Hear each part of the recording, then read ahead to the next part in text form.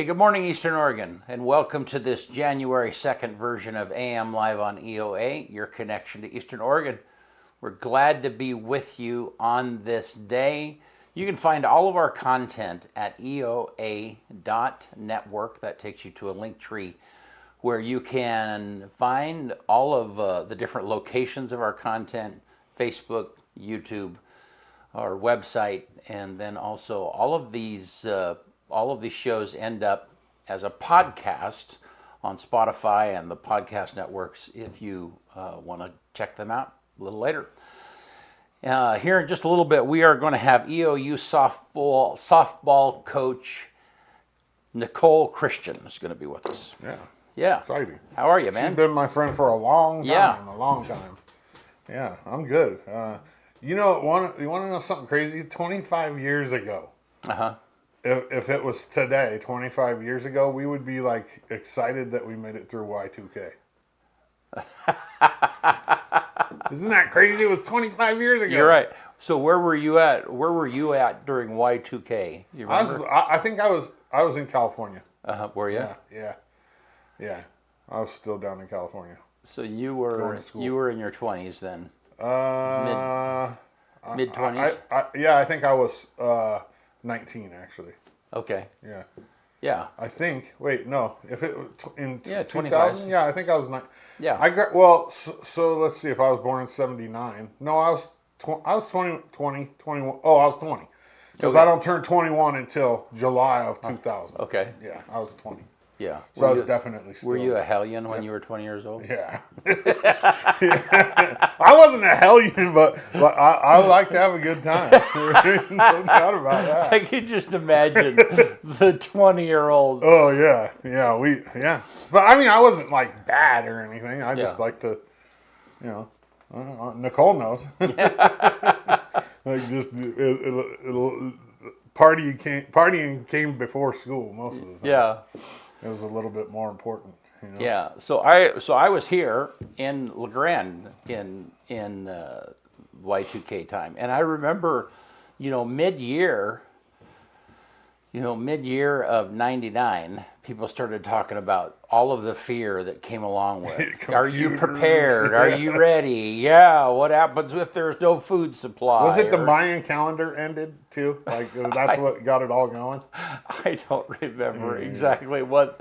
Yeah, but the whole big thing was there'll be no money, and my thought was because I remember being in debt at that time, and I'm like, please, this could be good for me. Yeah.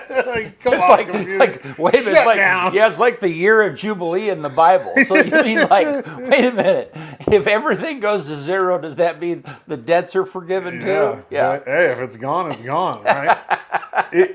I think so. Is that kind of what started? That's my earliest memory, I would say, of people really doomsday prepping. Prepping, yeah. Yeah. They might have done it earlier on, for, world wars or whatever. But my first memory of people really being let's hide some stuff, in case this world comes. Is I've never been that kind of person. Yeah. It's we'll figure it out. Yeah. So what's funny is I am. Tanya's a little bit of a prepper. Okay. Is she? Yeah. I can't even prep for tomorrow. So during that time, I think that, one of her family members bought her 6 months worth of food that was in cans Buckets and rice and we finally not too long ago went through and just threw all that stuff out because, it's 25 years old now. Yeah. So, well, isn't most of it supposed to last that long? Yeah. Like you got 25 years worth of beans in a bucket. But I tell you what's really interesting is we've been watching this show called Silo, and it's kind of a doomsday. The whole story is it's a post-apocalyptic. Did I say that word right? Event where everything goes to crap, and so these people live in silos because the environment is outside. And so, let's see, I'm not sure where this story was going. Anyhow, so we were talking about all of this stuff. Oh, I know what it was. On that show, one of the things that the guy says is that there's only 9 meals between civility and chaos. So in other words, if something happened and the public missed 9 meals, so 3 days, there's going to be trouble. Anarchy, people in the streets. Interesting. Yeah, but when you think about it, it's like, yeah, how would you feel if you were, you had a family that you're dragging behind you and providing for, and day 1 goes by and you have no food, day 2 goes, if I was by myself, I could do it, no problem. Right. But like, if I was worried about other people, right, that's I've gone 3 days without food before. No, it's not. Yeah, it's just it just, I don't know. It's just kind of an interesting thought to where, and like our electrical system, is it's so fragile. I mean, it's just like, and everything is connected. The internet, the communication, the lights, we would definitely be in trouble. That's why they recommend having a generator hooked up to your house. There's some people that talk about you're not prepared if you don't have a generator hooked into your house. But the reality of it is, back in the old days, they didn't have electricity and they lived just fine. We could figure it out. Yeah. I think. Well, and, Nick Vora, he's going to be on the show next week, right?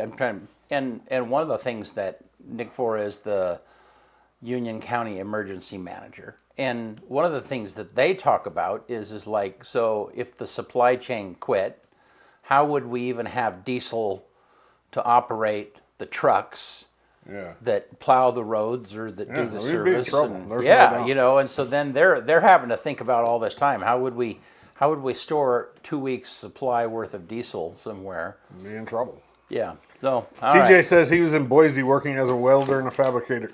There's some new laws that went into place. There's not a lot of them are going to affect the everyday public, but I'll tell you guys what they are real fast. Senate Bill 1553 went into effect January 1st, and that ups the charges of using illicit drugs on public transportation. It makes it a Class A misdemeanor. Another state law that went into place will allow schools to install cameras on school buses to record drivers passing by that don't stop when they have their their stop signs out. Senate Bill 1596 will require manufacturers of electronic devices to provide gear, tools, and information along with the device in order to repair it, which is crazy. So like your phone, they have to give you the tool now to fix to get into your phone to fix it. It's a law. Yeah, that's crazy. That's crazy to me. It also requires companies to give their repair information to independent providers, which is, is that how are they going to keep track of that? It's going to cost them more to keep track of that than it is it's crazy to me. Senate Bill or House Bill 4012 prevents insurers from requiring that physician-administered drugs such as chemotherapy be dispensed at specialty pharmacies. In the past, physicians could buy and bill physician-administered drugs for patients. So basically, they can't have a monopoly on who they're sending the physician administered drugs. So like that's not like a drug you're taking. It's something that a doctor actually has to give to you. Okay. Warehouse worker safety. House Bill 4127 offers protections to warehouse workers who face heavy workloads. The law requires employers to be transparent about their requirements for productivity quotas, a factor that advocates say has contributed to injuries in warehouse distribution centers. School board transparencies, and this is a big one. Senate Bill 1502 will require the boards of public school districts, community colleges, and universities to video record their meetings and post the videos online for the public to view. Like that's a law now. Like you have to do it. Some school districts have done it in the past just to be transparent. But a good case to really think about is what's going on over in Crook County right now. House Bill 4083 directs the Oregon Investment Council and the state treasurer to eliminate the state's investments in coal companies, and that's all about Clean Bill Act and all that. So yeah, those are the Oregon new laws that went into effect on January 1st. TJ has a question. Why is LeGrand gas so much higher than neighboring towns? Because you have to go over a pass either way to get into LeGrand. Simple. I mean, it really is. I mean, you gotta, either way you're coming with gas. Boise, Portland, you have to go over a pretty treacherous pass, and that's the reason why. Yeah. TJ came and introduced himself to me the other day. Oh, I don't think I may have met him. So that was awesome. Yeah. Thank you for doing so. Yeah, I was talking to my buddy that lives in, he was in North Dakota. He lives in Minnesota, but he was like, he was driving from Minnesota to North Dakota because he's a flight paramedic or a flight nurse, and he was he's like, I'm getting gas right now, and he was bitching. He's like, I put $40 in it and it only got me 19 gallons. I'm like, $40 got you 19 gallons? That's like $2.05 a gallon. Like, what are you complaining about? Oh man. Well, hey, you want to do sports? Yeah, let's do it. Oh yeah, I got a little ahead of myself. AM Sports Report brought to you by Hobby Habit. Everything from Traxxas RC cars to Legos and board games. Hobby Habit has it all. 411 First Street in LeGrand. Hobby Habit, just for the fun of it. Quick schedules is all I got for you today. I mean, this has been kind of a dead week for sports, and we're going to talk about sports with Nicole. LHS girls basketball plays tomorrow night at 5 p.m. up at the high school gym versus Crook County. The boys play right after that with a 6:30 p.m. tip-off. As soon as I hear more about high school wrestling, because they all post their schedules on OSAA, I'll let you guys know what's going on with them. EOU men's and women's basketball is home this weekend up at Quinn with games on Friday and Saturday. The Friday women's game starts at 5:30 and the men's is at 7:30 versus Bushnell, and then turn around Saturday up at Quinn, same thing, 3 o'clock for the women, 5 o'clock for the men versus Corbin. And these are pretty big games for both teams. So get up there and support EOU athletics, and you know, it's always a good environment. It's fun. Both teams are fun to watch. So yeah, if you ain't got nothing going on, get up there and watch them. AM Sports Report brought to you by Hobby Habit, just for the fun of it. All right. Told you that was a quick one. That was. Super speed, man. Well, I mean, this is the deadest week of the whole year. Yeah. When it comes to sports, most people don't do anything this week. Yeah. Yeah. Yeah. All right. Well, hey, let's look outside. Let's check it out. There's snow on the roads. What do you know? Ugh. Yeah. Look. Yeah. Tollgate. There's snow on the highway. Ugh. Yeah. I don't like that. Looks like the others are bare, and here just a second the camera will switch back to downtown. There's Mount Emily. Yep. It's winter. Yep. It is winter. It's winter. We're here. Sure. All right, let's look at that weather graphic, Bennett. So 39's the high today, 37 the low. Yeah, it's just a few degrees difference. It's just going to be cold. But it looks like it's going to warm up a little bit in the 40s the rest of the week. Looks like this is kind of how we're rain. And more rain and more rain. Yeah, so it's like it's not going to be quite cold enough to keep the snow, so it'll be rainy. 90% chance of rain today. 95% chance tomorrow. Ooh. Yeah. So this is just kind of where we're at. Bud Forest says it's snowy in Cove. I'm sure it is, yeah. Bud. Yeah. It's good to see you on here, Bud. Yeah. You got the armchair quarterback. All right. Hey, you want to take us to break? When we come back from the break, she's taking her team. Last year, they went to the national tournament. They won the CCC tournament. She's EOU head softball coach Nicole Christian when we come back.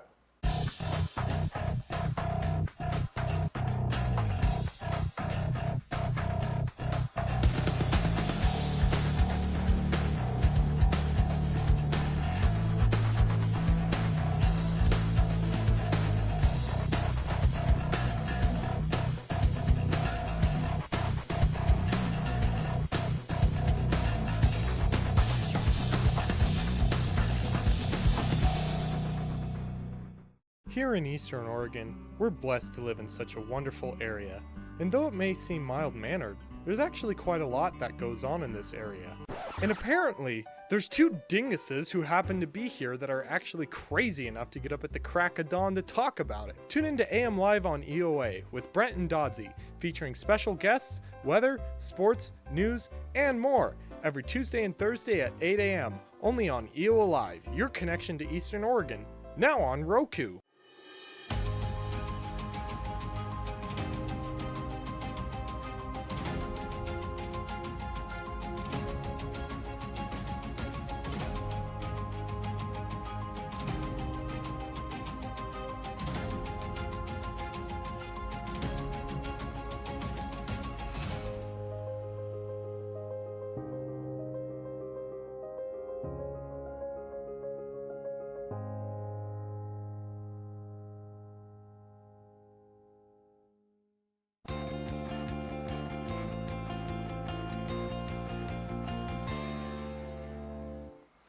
Welcome back, AM Live on EO Live, and we're joined this morning by EOU softball head coach and my friend, Nicole Christian. Nicole, how are you? Good, thanks, Dots. That's weird because usually it's Brent that does the coming back from the, like, I don't usually do that, but usually when we have a sports person on, I'll take the lead.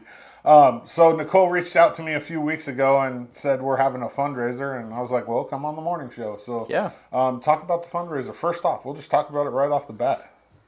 We're partnering with Ron at Bud Jackson's. He offered their side room that we could do a prime rib dinner. Yeah. And in the meantime, we got some clearance to do a silent auction.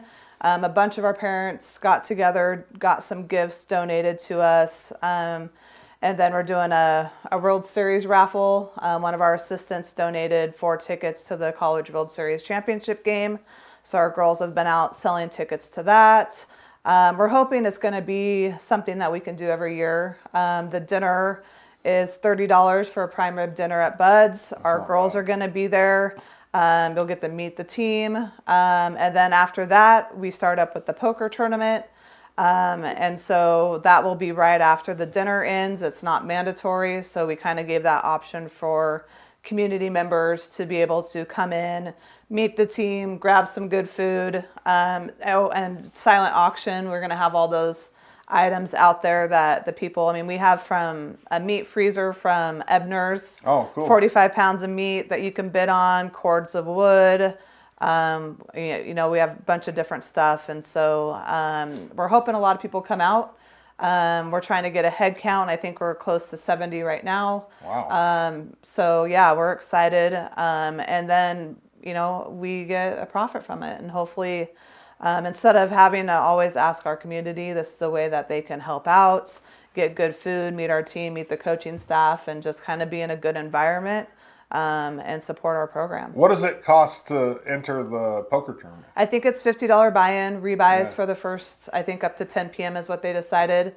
And then there's obviously part of the winnings will go to us, and then there is a cash prize for some of the winners. Oh, you're going to pay? Okay, cool. Yep, so we'll pay some out to the people that are participating in the poker tournament. And that's Saturday starting. You can show up at 5, but the dinner starts at 6 at Bud Jack. Yep. January 4th. January 4th, yep. That's awesome. That's fun. We're excited for it. Well, let's talk a little bit about you. Like, I don't think you've ever been on the morning show. I haven't. So it's a different group of people that watch the morning show for the most part.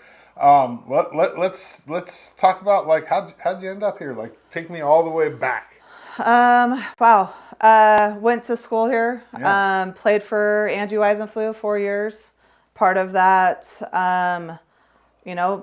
top-notch team that plays 4th in the nation. 2000. Yes, 2000, 2001. 4th and 5th in the nation. Great athletes. Loved it here. Always thought I could come back, and kind of did my coaching stint around the area. I was actually up at LeGrand for 3 years, right out of college. Didn't you coach my sister 1 year? Yeah, I did. And just kind of been in the area. Did JUCO for a couple years. High school, I was at Mac High for 10, and then kind of in that meantime, I finished up my degree, and this job opened up, and of course, I finally, I applied for it a couple times, but just didn't have the experience recruiting, and so getting under that JUCO and having some success at Mac High really helped, I think, too, for the resume. Got here and yeah, it's been 6 years. It's crazy. 6 years. 6 years, and love it. Love the support between all the coaches. Great support admin. Our community's been great. It's just, gosh, they just keep getting better. Our athletes are getting better. And so it's been a fun ride. I enjoy it. I love this town. When you were at Mac High, how many state championships did you win? 2. Yeah. We were in 2 in 10 years is pretty good. We were in the championship 4 years in a row, and won back to back. And then the other 2, I think we kind of lost like 1 or 2 runs. But yeah. And Nicole was also an All-American softball player, probably the best softball player ever to play at EOU. I'll say it since you won't say it. and it's not even close in my eyes. I mean, people can. I can argue it all day, but so when you first got the job back at EOU, what was that like? A kind of like the full circle moment, like, or is there something else on the horizon? No, I mean, I've never went into here looking at other places. Like this is like I've always said I've wanted to come back here and my career here. Like I think when I first got here, I still called Angie coach. I mean, she was my coach when I played. Yeah. And so, you get those moments where like I'm in trouble, like coming into Angie's office and just being around alumni is huge. Khaki and Jesse and some of these athletes that have come back that I've known, and it's just the family atmosphere up there, and you don't get that all the time. And you have the support, and they want you, like the coaches up at Eastern want you to be successful. We're all cheering for each other. And so getting here has just been awesome. Anytime I have questions or anything that comes up, I don't hesitate. I can ask, and everybody's willing to help. But yeah, it's just been unreal. I'm definitely after the records, it's slowly all of my teammates' records. I think I've got a couple are left, but everybody that's breaking them are my athletes, which I think is pretty dang cool. And they're like, "Oh, coach, I broke this record." And I'm like, "Yep." And I go, "I still got, I think it's RBIs or something or batting average." But slowly, like Tyree and she broke the stolen base record last year, and Kaylee Hoskins have the strikeout records, and we've got team records, and like Grace Gaither. I mean, I could just name off a ton of girls that I've had these past 6 years are in the record books now, and so I think that's pretty amazing when a lot of those records were from my team. Yeah, a lot. Like when you looked 6 years ago, it was pretty much all from that era. Yeah, you know what I mean, like. And then you're right. Even the wins in a season record. I even talked a little bit of smack to Angie about that one. I think it took her 3 days to text me. It took her 3 days. I know. Well, we did it at Nationals. I know. No, it was probably like 2 days, but it felt like forever because we were busy. And I'm like, man, we just broke the record. Yeah. I thought we were never going to get there. Like Woody and I knew it was like right there, and I think we did it on the road at Nationals when we finally broke the season record. That was 2 years ago. 2 or 3 years ago, yeah. Even though, like, I would argue that last year's team was a little bit better than that team that broke the record. We didn't have as many wins, but I thought that last year's team was a little bit more rounded. I don't know. I think, yes, it was in regards to a better team overall. Like, we just had better pitching, too. Yeah, better pitching, depth, hitting. And so... But talent's getting crazy everywhere. Like all of our competition that we're facing, we are in the toughest conference in the nation. By far. We've got it's like top 10, top 8 in the nation. 4 of them are in our conference. Yep. I think right now we're at 13 and the lowest was 18 and everybody else is in that top 10 for us. And so it's not easy coming by wins anymore. When I first got here, we were at the bottom, and we've now, I would say, we're competing at the 1 through 4 spot yearly. But that competition now in the middle pack to the bottom, you just don't get 4 wins automatically anymore. And so that speaks volume for our conference, the coaches, the talent that's, developing in the world of softball. Yeah. Well, speaking of like the CCC and the conference and rankings, in the fall when that poll from the CCC comes out and you're ranked number 4, even though you won the CCC tournament last year and finished in second place, what goes through your head? Go ahead and overlook us. I mean, last You're year okay with it. I'm okay. I think if like when my phone starts blowing up from my girls, what the heck, coach? Yeah, Why are we 4? And me. Yeah, I got you. I got parents. Yeah, I'm sure. It's one of those things where they put us at 4th the year before, Yeah. and go ahead, go. We did lose a big arm. We lost one of our leading strikeouts, but the recruits we got in were better and we're faster. We hit better, like you saw it in the fall this year. We used to be a team that puts runs on at the end of the game, which is stressful because very we're stressful. running out of innings, but now we're producing runs throughout the whole game. And we didn't do that in the past.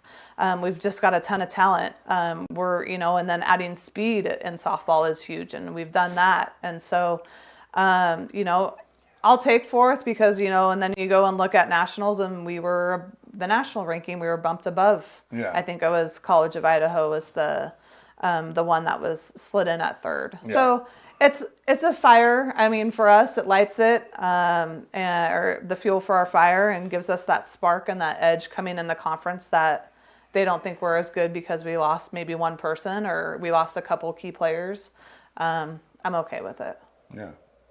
I mean, I'm kind of okay with it, but at the same time, it's like, I wish they would figure out a way for like especially the NAIA as a whole to involve more people in that process, because I think it's very biased myself, and you see it in volleyball especially. I mean, the Midwest gets all this attention, and it's like you have the best three or four of the best volleyball teams in the country right here in the CCC. And it's like, why? How come they haven't figured that out yet, the NAIA? Why is it still so Midwest focused when you have conferences like the CCC and the Frontier over here not getting a lot of love? Yeah. I mean, it's crazy. Well, I do know one of the things that we talked about, every December they have their coaches convention. And one of the rules that came up that we vote on for those that don't go to it or can't make it was changing the RPI ratings to take out, I can't remember the name of it offhand, but add the Massey in, which I think was huge because Massey had us ranked in the top 6th and 7th all year last year. To explain it for people that are watching, the Massey is just it's basically a math conversion. You cram a bunch of numbers in and a number comes out. It's just it's a way of ranking teams. And it helps off, strength of schedule, which I don't think we had a lot to do with. I mean, we have 4 teams in our conference that are in the top 10 in the nation, and we didn't get the points for those. And we swept College of Idaho last year, and they were, beat Southern twice. Yes. In the tournament. And so those little things I think are going to help that process. So we'll see. And then now they have also changed the rule to where no matter where you're ranked at for the CCC, your nationally ranked can be above that. You can jump a conference opponent. Which happened this year. Yeah, already. we saw it already for the preseason. Which in my eyes, that makes them look bad. You know what? The last thing I want to do as the NAIA or as the CCC is to make anybody look bad, right? Yeah. Like, and so when I see a conference poll come out and it has a team in 4th in the conference, and then I see a national poll come out and that team's ahead of the team that was in 3rd in the conference, I'm like, dude, like, what are we doing here? Well, and I think some of it too, though, for our Raiders, they see us how we finished last year. Like we did, place 3rd and out of our conference. OIT and Southern were in the finals, and so. But we also won the conference tournament, which matters. Yes. I mean, it really does. Yes. Hey, I love your fight for us. I'll take it all day long. That kind of stuff just it drives me crazy because you see it you see it with all the sports, like especially the CCC. And not to say Rob doesn't do a good job of promoting the CCC, because he does. But like, it's like, when are they going to figure out, that there is life past Montana? Yeah. You know what I mean? Like, Yeah. there is two conferences over here that should be getting a little bit more attention. Well, and I think this year we'll have 4 to 5. And watching volleyball, would they get 5 in nationals? 6 for, I think 6. 6 yeah, for the first time national. ever. We definitely have. I mean, we've got Carroll and UBC in our conference Two that are really good teams. super competitive. Going to be huge in our conference this year. They're just getting better. And so I definitely feel like we're that volleyball where we're, our conference could put 6 at nationals. And that's our ultimate goal. We want as many from our conference to be at nationals. And I think the most we've had is 4. But I feel like if we continue to do things right, we could have that 5th and 6th like volleyball did this year. Yeah, that should be every coach in the conference's goal should be to get as many teams as we can from the CCC into that national tournament, because that's the only way that nationally it's might change. You know what I mean? Like, because we all, this conference always plays little brother, little sister. You know what I mean? Like, it's like, I don't know enough about like the history of the NAIA, but I would imagine it's because it probably started in the Midwest. You know what I mean? Like, there's probably some underlying factors that have to do with it, but at the same time, we're getting just as good athletes here as any other school in the NAIA. You know what I mean? In this conference, I think. I mean, for sure. I mean, we've seen talent everywhere we've gone for nationals for softball and facilities, and that was like a big thing for us. We were number 1 seed going into nationals and had to fly to Georgia. Which is crazy. Which was crazy. That's a whole different ball of wax right there. But I mean, just talent-wise, Georgia was good. They had the one pitcher, and we just couldn't get on her. And so there's definitely talent. A lot of issues with the portal, and I think we're gonna see continued players transferring all over the place. So, speaking of that, the whole transferring thing, has that been an advantage for you as an NAIA coach or a disadvantage? I wish I could say it was an advantage, because they still haven't granted NAIA coaches access to the portal, even though they have allowed us to talk to individuals. Right. So but I think you can't get on the. I don't have a login. Right. I have to hopefully have connections, which they've really cracked down to people sharing their connections for the portal. I think it would be beneficial just for us to be able to see names go in, because there are a lot of people that are not happy with D1 and that kind of stuff, and looking, and we don't have a transfer portal, so if kids leave NAIA, they just have to do everything themselves. And so for us, just finding those athletes that maybe are from our area that went D1 and are no longer happy and want to come home, it would be nice to be able to see that and pull from those. We've had D1 transfers that have been huge. We've had, Grand Canyon, we've had Oregon State, we've had Idaho State. Kaylee was at a D2, transferred to a JUCO, and then back to us. And so we've definitely have had transfers, and I pull a lot of JUCO transfers. That's huge for our program. And we have some great coaches that do great jobs at NWACS, and so we get a lot of our athletes from that. Right in the. So I think it would be beneficial. We just haven't had the access to be able to tap into it yet. Yeah. What about that? So I think that this whole thing with the JUCO 2 years added on to the 4 years is going to go. It's not going to stay. Right? They're going to figure out how to fix it. If it does stay, how does that affect a program like at your level, in the NAIA level? I'm not sure, because we're kind of in that. We're not NCAA. Right. And so we tend to follow everything NCAA. So I could see us allowing that and going with it. It would be crazy, because you're looking now at, instead of 21-year-old kids leaving and graduating, they're going to be 23, 24. It's going to be like COVID. Yes, it's going to be COVID all over again. It's going to trickle. It's going to affect our seniors. Of course. They're already starting to cut roster sizes at D1, and I'm getting emails from kids like, hey, They originally had this set number. I'm no longer, like they told me I'm not going to make that roster number. So a lot of these kids are looking to go D1 maybe earlier, now getting cut off because they shortened the roster size. Wow. But so now I think it's going to, it would be great for me because I love those 2-year kids that I get them for 2 and now I could have them for 4. Yeah. So they're going to have experience. That's a lot. They'll already have 2 years under their belt. 2 years experience. But then, that's a lot of school. I mean, what kind of classes are these kids taking out of JUCO and then come in for a 4-year? Yeah. So I just don't know how that would work. I mean, obviously, for example, I've got a ton of JUCO kids this year, and if they got their year back, like Kylie Parsons, we got Mikhail Jackson, we've got seniors Maddie Olson that are all JUCOs that would technically have another 2 years if that law passed, which is just crazy to think about. Because right now they're taking 5 credits, 10 credits, with some other things to get through and be able to graduate this year. Yeah. But add 2 more years. What kind of classes are you going to be taking? Yeah, you can't take the just so I can play classes 2 years in a row. Exactly. Like you see a grad student, quote unquote grad student, that isn't necessarily a grad student. They're just taking the classes so they can be eligible to play.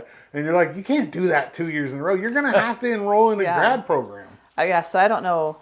I think there's going to be a lot of things that happen with that. It's just going to be crazy.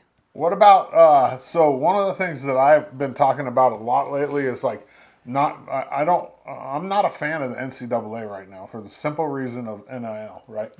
I think it's ruined NCAA D1 especially. I do also think, though, that eventually you're going to see a trickle down because the reality of it is the NAIA, there might be a little bit of NIL, but there's nothing compared to NCAA, right? Yeah. I think you might see some better athletes start dropping down to NAIA just for the simple fact that NIL is going to take, it puts a lot of pressure on people and it's a weird game and not everybody can play it. No, and that's, it's crazy. I think maybe last year or the year before was one of the first times that we saw a pitcher or player from NAIA signed an NIL deal. Yeah. Softball. We were like, oh my gosh, so it was like one of those things where it's out there for some other teams that have access and other universities at NAIA. We just don't really have a lot here. But it's changing the game. I mean, I was at Eastern when we had no scholarships. So for me, it's like, it's hard. Like these girls are like, more the same. like all these girls are like, I want the most money. And I'm like, you're talking to a player that played for nothing. Yeah. Right. It's hard for me to hand out scholarships. Like when my whole team and I looked at each other, we were here to play because we love the game and money wasn't involved. And we played at nationals against athletes that were on scholarship. And we were the only team at nationals that had no money. Yeah. And so it's funny how things have changed. And I have to think about that, as a player, like, man, obviously my goal now is to help my kids get through school and not have to pay those student loans. Yeah. And so I get it. The NIL is, when they see cash and money, that's always big to them, and sometimes you don't get those kids that are there for the right reason. My problem with it, especially at the NAIA level, is schools that are in big areas have a huge advantage over schools, say, like in LeGrand. Yeah. You know what I mean? Like, we ain't have anybody here that's going to throw, even $20,000 at an athlete and say, hey, represent my brand. Yeah. But maybe in like a bigger city, like, in the Midwest or whatever, that could possibly happen, and it probably has. Yeah. How do we keep the playing field even? Is kind of how I look at it. I don't know. I think it's just going to challenge us more as coaches, recruiting wise, to find those kids that it's not about the money, right. They want to be here because they love LeGrand. They love the culture. They love the family atmosphere. They love our community and our teachers and that. And I still have those girls, I don't have those girls that are out there about the big money and they know we don't have a lot to offer, and we're out here obviously fundraising, you know, so we can, you know, have some extra things here and there and help our budget out. And I don't know, it's going to be challenging for coaches for sure, to keep that playing field. And I think it's just going to be, you know, a bonus if we do ever come into NIL for our athletes here. But we already kind of have those special athletes. We're in a small town. They got to love the outdoors, you know, community feeling, small classrooms. And so I think we've got the right kids here in all of our programs that aren't about the NIL. I think the NAIA should like institute a program where it's like, okay, we're going to do it as a whole. So if you want, you know, to give money to college athletes, we're going to put it all in one fund and it's going to be dispersed evenly. Gotcha. Yeah. You know what I mean? Like, 'cause that's the only way that it keeps the playing field fair. Like, because if you have a coach in, you know, at some other school saying, hey, if you come here, I have, you know, a booster that owns a business that says they'll give you $20,000 a year. Yeah. It's like, duh. Well, and now I think it's more of you're buying your players. And I think that's what you see at D1. Oh, 100%. I mean, this person, you know, like LSU basketball, I mean, her team is bought. Yeah, 100%. So how are you, you know, like it is, like it comes down to how am I going to compete when her whole team is picked out by money? Right. You know, it's crazy. I want the NAIA to be pure because that's why I love it. Like, that's why I love the NAIA level of college sports is because nobody's out there playing for, like, they aren't out there. You don't see like a one and done in NAIA. Yeah. You know what I mean? Like there's no other, you know, like driving factor other than love of the game. Yeah. And that's where I want the NAIA to stay. Yeah. Well, and we're there right now. I feel like we're not going that route, which is awesome. Good. Your lovely mother says that her and your dad are watching. Great. Thanks, Mom. Thanks, Dad. Hi. Yeah. The payment. I wondered how that's. I mean, it affects the professional league too. I mean, so what used to be pro is not really pro anymore. I mean, the money just, you know, it dilutes that process a ton. For sure. I mean, some of these kids are making more money than some of the pros now on their deals, and it's just crazy. You're at college and you're making millions. 5 million? I know. I was like, oh my gosh, you know, like they're set. Like, well, I mean, obviously they're going to get used to that money, but 5 million as a college, why do you need, you know, I mean, it's your future and you're stashing that, but just that is what's happening though, is schools are just buying players. Like North Carolina is a perfect example. They bought a coach. They're going to buy a bunch of players, and you're going to see North Carolina, who's not a football school, become a really good football team. Watch. Yeah. I mean, it's crazy. They have a lot of money, so they can say, hey, Bill, we'll pay you $15 million a year. You come in here and you buy whatever you need and build a team and make it competitive. Yeah. How like, I hope the NAIA never gets to that. I hope. I mean, I don't see it happening anytime soon, but there's a possibility. You know what I mean? It's not against the rules anymore. It's not, but I think with our level where we're at right now, we're seeing it. So it's there, but it's nothing like NAIA. I mean, like Division I at all. So.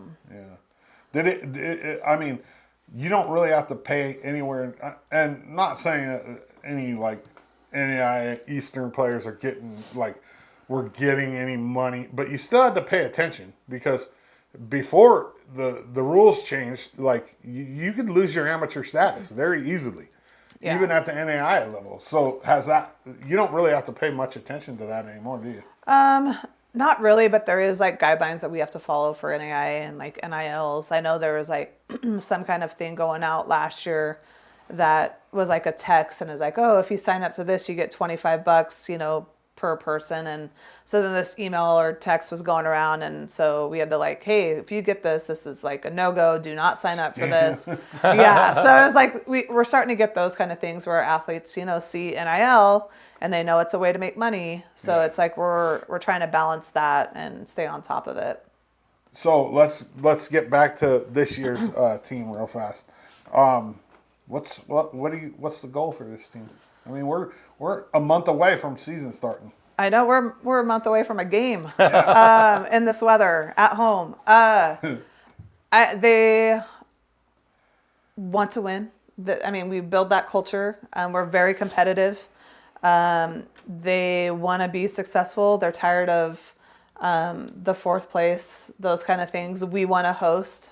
We're tired of traveling. So, we know the only way possible come the end of the season is to win the conference. And we've been there so close multiple times these past 4 years. A game. It came down to the last day of the season last year. It did. Right? And then, like last game with Southern, we had to sweep them. And a couple years before, we had to sweep Carroll. And we're just that one game away. And I think that's all we're missing. And that's when it comes down to we love being overlooked. We know Southern's got a ton of talent. They went out and recruited. OIT returned almost their whole team. Carroll, College of Idaho recruited a ton of talent. We recruited a ton of talent. It's just going to be a battle. And we obviously, every goal is to be at nationals. We want to be to the final site, which is 10 teams. Yeah. And so, but you have to do well here as well in this tough conference. And so we can't overlook anybody. And we do a ton of scouting, and our girls, watch games, and we have a lot to do on our opponents.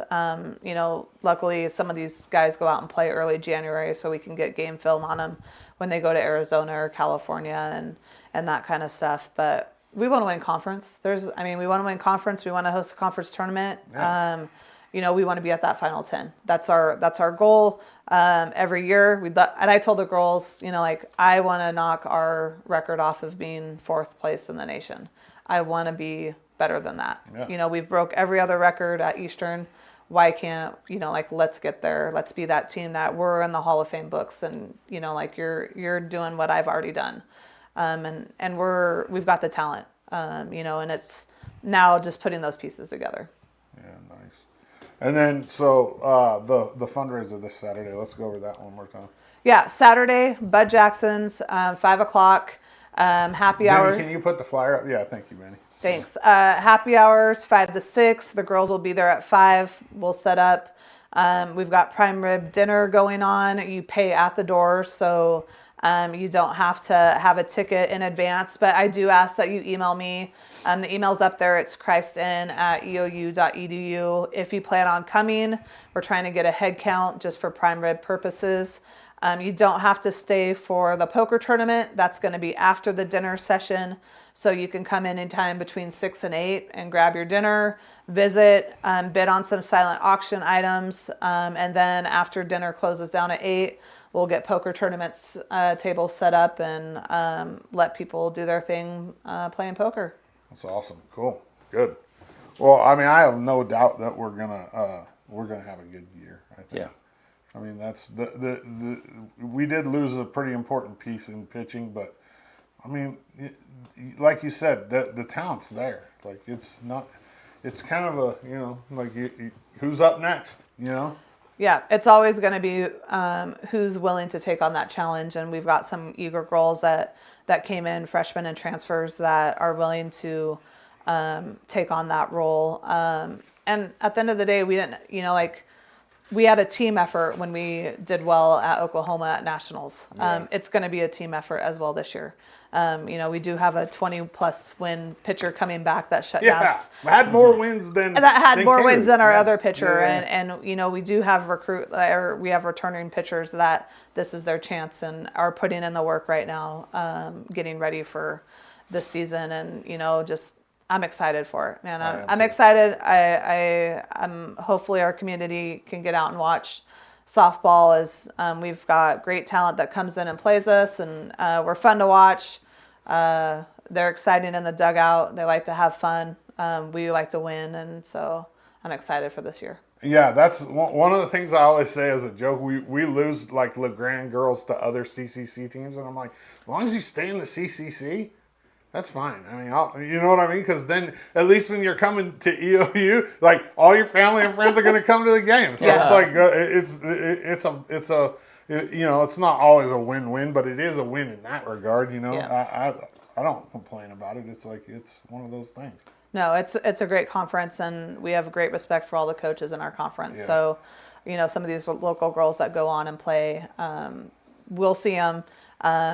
I mean, you can't go wrong with choosing one of the schools. Obviously, we would love to get more local kids, and sometimes you just want to get away from home. I think that's a lot of it. And so I'm excited to see them. We always give JC a hug when she's at OIT. We see them.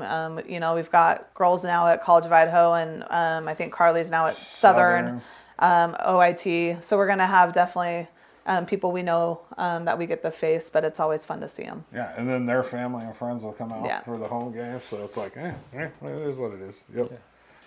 Bud says he can't wait to be watching this year. Monica says, let's go, Coach. Good. Well, I appreciate you stopping by. And like she said, January 4th, Saturday, 5 p.m., dinner starts at 6, poker after, silent auction. Go support the EOU softball team. I mean, why not? She's got them to a point where they're going to consistently make the national tournament. They're right at the top of the toughest conference in the whole country. They could use your support, so go support them.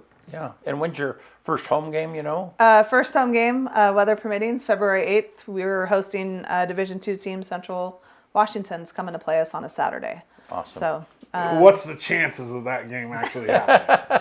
I don't know. This weather's been crazy. 13%? Yeah. 12%? Yeah. We'll see. I mean, we're used to playing in cold weather. So Yeah, that's true. We just want to get out there. It's not as much a weather thing as it is a field thing, though, right? Yeah. Like the field has to be able to be playable, and Yeah. part of that is it has to be dry for a day or two, right? Yeah, for sure. And luckily, we have community. Possibly if the snow on the Oh, turf that's and the right. I always grass, forget about that. Yeah. Yeah, you can move down. we can move down there if we need to. If we are not under a lot of snow. But yeah, February 8th. Come out and support us. Bundle up. Yeah. Awesome. Well, hey, thank you so much for being here Yeah. today. Thank you guys for having me. All right, let me get us out of here. On this day, January 2nd, 1832. 1832. The first curling club in the U.S. Opens. I didn't even know that sport was around that long. I didn't know it was an old sport like Curling, that. this is the thing, Yeah, sliding on the ice thing? Yeah. You have to be super athletic to do it, let me tell you. You brush a broom. 1839. On this day, the first photo of the moon is taken by French photographer Louis Daguerre. However, his laboratory burned down in March of that year, and it took the image with it. What year was that? 1839, the very first picture of the moon. Huh. Yeah, and he lost it in March of that same year. Interesting. Yeah, that would have sucked. 1890, Alice Sanger becomes the first female White House staffer. 1906, Willis Carrier receives a U.S. patent for the world's first air conditioner. 1944, the first use of helicopters in warfare by the British Atlantic Patrol. 1959, the USSR launches the Luna 1, the first spacecraft to leave Earth's gravity, reach the vicinity of the moon, and to be placed into heliocentric orbit. 2018, the WHO reveals it will classify gaming addiction as a mental health condition in its next edition of the DSM, which is crazy. Gaming addiction is a mental health condition? Come on, man. 2023, on this day, it's crazy, it's already been 2 years. Damar Hamlin from the Buffalo Bills collapses on live TV in cardiac arrest and is revived by CPR. And he's back in the NFL now. It's crazy. The number one song on this day in 1985, Like a Virgin by Madonna. And the quote of the day comes from Pablo Picasso. Only put off until tomorrow what you are willing to die having left undone. One more time. Only put off until tomorrow what you are willing to die having left undone. Good stuff. Yeah, thanks again, Nicole, for joining us. Thank you, guys. Saturday the 4th, 5 o'clock. Yeah. Bud Jackson's. Thank you, guys. Happy New Year.